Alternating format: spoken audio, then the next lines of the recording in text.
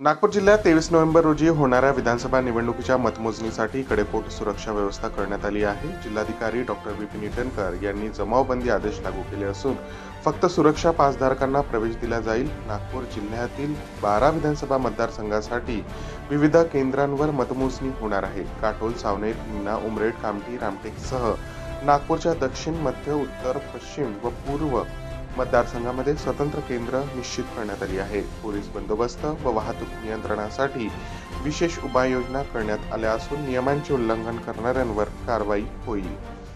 Hello आई, तू बटाट्यामध्ये कोणता मसाला टाकतेस ग?